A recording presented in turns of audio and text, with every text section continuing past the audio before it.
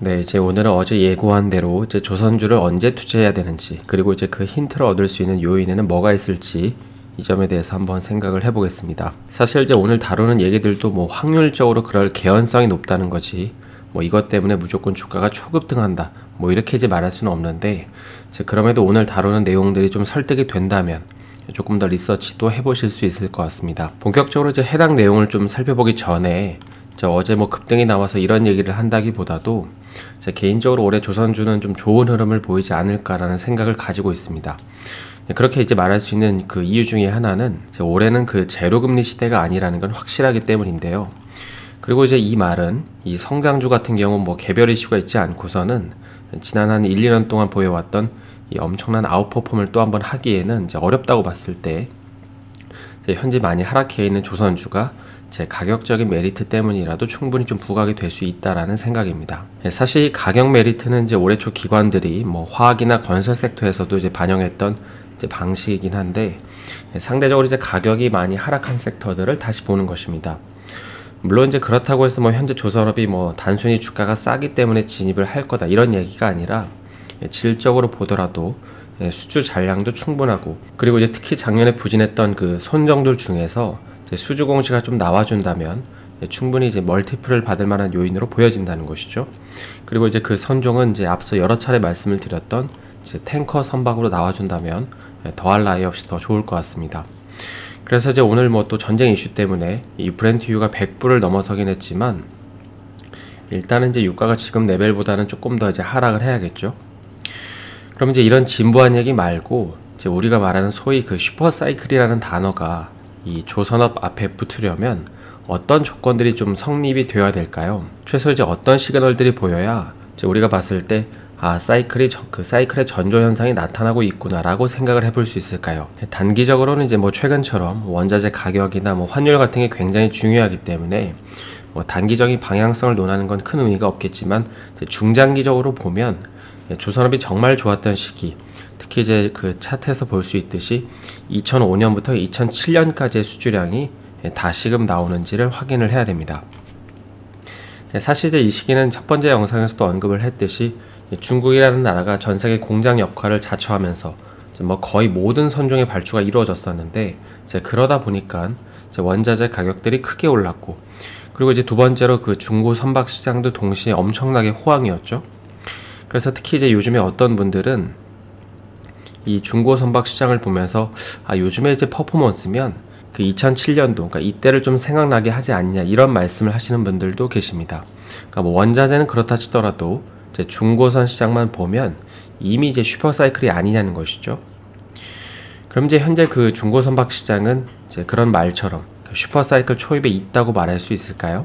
이제 올해 2022년 이 중고 선박 시장에 대한 여러 전망치들을 보면 작년과 같은 비슷한 흐름을 보일 거라는 예상이 이제 지배적인데, 그런데 이제 올해 역시 이런 식으로 이 중고 선박 시장이 호황이 이어진다고 하더라도 사실 이걸 이 조선업 전체 호황으로 연결하기에는 약간 무리가 있습니다. 왜냐하면 이제 현재 중고 선박 거래 대금이 커진 건 맞지만, 이제 그 안에 담긴 세부 내용을 보게 되면 이제 이 기사의 예처럼 지금 이제 중고선 시장에서 주로 거래되는 선박들의 선령이 그러니까 10년 안팎기만 주로 이제 거래가 되고 있기 때문입니다. 그러니까 모든 연식의 중고선이 아니라 그러니까 10년 안팎, 그러니까 추후에 이제 LNG 연료를 사용하는 엔진으로 이 개조가 가능한 선박만 주구장창 거래가 되고 있다는 것이죠. 그러니까 이제 중고차로 비유를 하면 이제 중고차라는 게 뭐 20년 된 연식의 차도 있고, 또 뭐 폐차 직전의 중고차도 있고, 뭐 1년이나 2년 정도 뛴 중고차도 있는데, 그런데 이제 현재 중고 선박 시장에서 거래되는 이 중고 선박은 10년 안팎으로 된 중고 선박들만 거래가 되고 있다는 것입니다. 그래서 이제 이 논문을 보면 이제 그 점을 좀 자세하게 언급을 하고 있는데, 당시 이제 2005년에서 2007년 사이에는 연령에 상관없이 모든 중고 선박 거래가 활발했지만, 지금은 이제 이런 연식이 이제 오래된 배들은 소외되고 있고 이제 큰 관심을 못 받고 있다라는 것입니다. 따라서 현재 중고 선박 시장은 이제 반쪽짜리 호황인 거죠. 그럼 이제 한편으로 이렇게 연식이 오래된 배들은 왜 거래도 안 되는 걸까요?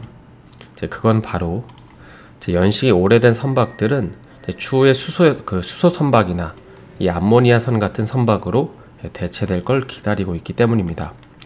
이게 이제 여러분이 그 감이 잘 안 오실 수 있는데 사실 앞으로의 조선 산업은 이 LNG 선박으로는 이제 부족하거든요. 그럼 이제 만약에 그 오래된 중고 선박들이 폐선이 되고 뭐 이런 수소 연박이나 수소 선박이나 뭐 암모니아 선박 발주가 나오기 시작하면 그때는 조선업이 슈퍼사이클이라고 말할 수 있는 걸까요? 물론 이것도 이제 그렇게 되면 참 좋겠지만 이게 이제 선박이 개발 완료가 되는 거랑 상용화가 되는 거랑은 또 다른 얘기입니다. 그러니까 여담으로 이제 지금 그 주류가 되고 있는 LNG 선 같은 경우에는 이제 원래 개발은 90년대 이미 개발 완료가 됐지만 이게 이제 상용화되는 거는 2010년이 넘어서 이제 상용화가 됐습니다. 이유가 무엇이었을까요? 바로 이제 셰일가스가 등장하면서 이 LNG 연료를 조달하는데 가격적인 부면이나 이제 조달 방식이 간편해졌기 때문입니다. 그러니까 이건 마치 그 전기차가 출시됐다고 해서 뭐 곧바로 전기차 시대가 되는 게 아니라 뭐 인프라도 어느 정도 구축이 되어야 이제 전기차 시대가 되는 것 같은 이치인 거죠. 그래서 이제 이런 친환경 선박 이슈 때문에 최근에 업계에서는 이 중고 선박이 활발하게 거래가 되고 있는 이유 중에 하나가 이 연식이 된 건 폐선을 시키고 뭐 새로 발주하면 되지만 이제 연식이 짧은 그러니까 앞서 이제 10년도 안 된 이런 선박들은 조만간 이런 식으로 이제 출시가 되는 뭐 암모니아 선이나 수소 선박으로의 개조를 하기 위해서 이제 사재기를 해놨다는 얘기가 있습니다. 그러니까 이걸 어떻게 할 수 있냐면 뭐 아시는 분들도 계실 텐데요. 이게 이제 여러분이 내가 투자한 기업에서 어떤 수주 공시가 나왔을 때 아, 컨테이너선 수주를 했구나, 뭐 LNG선 수주를 했구나, 뭐 탱커선 수주를 했구나 이렇게 이제 그냥 넘어가시는 분들도 많이 계시는데 그런데 이제 이 기사를 보시면 지난 2018년에 이제 HMM은 이 삼성중공업과 대우조선해양에 이 LNG 레디 형식으로 발주를 했다라는 표현이 있습니다. 레디라는 게 뭘까요? 여기서 이제 레디라는 거는 그 기존에 이제 배를 운항하는 데 사용하던 어떤 연료가 있었는데 그런데 이제 만약에 추후에 환경 규제가 가해져서 이 친환경적인 방식으로 배를 운항해야 된다고 하면 이제 그때 가서 엔진을 이 친환경적으로 바꾸겠다는 것입니다. 그래서 이제 이 기사에 나오는 그 LNG 레디라는 거는 이 레디 앞에 있는 연료 방식으로 이제 바꾸겠다라고 이해를 하시면 되는데요. 그러니까 나중에 이제 LNG로 바꾸겠다는 거고 그리고 이제 이 기사도 보시면은 제가 하이라이트를 쳐놨는데 최근에 이제 삼성중공업은 암모니아 레디 초대형 원유 운반선 기본 설계에 대한 이제 AIP, 그러니까 기본 인증서를 획득했다 이런 표현이 있습니다. 그러니까 암모니아 레디니까 추후에 이제 암모니아 연료 추진선으로 개조할 수 있도록 설계한 선박인 것이죠. 그래서 이제 현재 중고 선박 같은 경우에는 이런 식으로 이 개조가 가능한 선박들이 집중적으로 거래가 되고 있는데 근데 이제 이렇게 하는 이유는 이제 2023년부터 시행이 될 이제 환경 규제 때문이죠. 그래서 여차하면 이 엔진 개조를 통해서 친환경 연료로 바꾸려고 하는 것이죠. 그래서 이제 여기까지 정리를 해보면 추후에 이제 조선업 슈퍼사이클이 돌아오기 위해서는 이제 기본적으로 지난 2007년처럼 원자재 시장과 또 이제 중고 선박 거래가 엄청나게 커져야 되고 그리고 이제 앞으로 교체 수요가 확실시되는 이 암모니아선 그리고 이제 수소 선박 시장이 동시에 커져야 된다는 것입니다. 그러다 보니까는 최근에 이제 국내 기자재 업체 중에 이제 유명한 뭐 STX 엔진이나 이런 HSD 엔진 같은 경우 이제 이미 이 시장이 커질 것으로 예상을 하고 있어서 이제 이미 이쪽으로 이제 포지션 구축을 좀 하고 있는데요. 왜냐하면 이제 앞서 레디 방식으로 배가 건조된다는 건 추후에 엔진을 바꿔야 된다는 거고 이제 엔진을 바뀌면 이제 이에 연결되는 부품들도 다 바꿔야 된다는 말이기 때문입니다.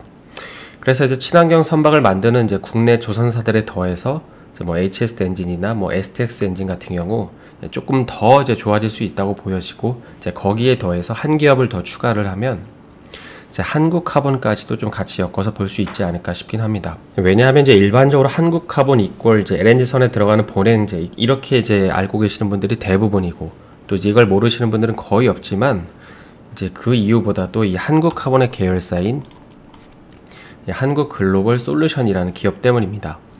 이 한국 글로벌 솔루션이라는 회사는 뭐 잘 모르시는 분들도 계실 것 같은데 이제 이 회사 같은 경우에는 이제 본업이 잘 설명이 되어 있지만 이 중고 선박 연료 시스템 관련 사업을 영위를 합니다. 그래서 이제 이 기사에 보면 뭐 연료 탱크, 뭐 연료 공급에 필요한 이제 장비들과 또 이들을 설치하는 이제 솔루션 서비스를 제공을 한다고 나오는데 그래서 이제 한국카본 같은 경우에는 이제 지금처럼 계속해서 LNG선 발주를 통한 이제 본행제 사업에 더해서 계열사를 통한 중고 선박 장비 매출까지 더해진다면 좀 더 추가적으로 멀티플을 받을 수 있지 않을까 싶습니다. 그래서 이제 여기까지 총 6개 영상에 걸쳐서 이 조선업에 투자하고 있다면 반드시 알고 있어야 되는 점들을 좀 간단하게 살펴봤는데요. 이제 다음 시간에는 이제 번외편으로 이런 개념적인 거 말고 현장에서 들을 수 있는 간단한 팁 같은 것들을 좀 정리해서 살펴보는 시간을 갖겠습니다. 연일 힘든 장 고생 많으셨고요. 저는 내일 다시 인사드리겠습니다. 오늘 영상이 도움이 되셨다면 좋아요와 구독 부탁드립니다.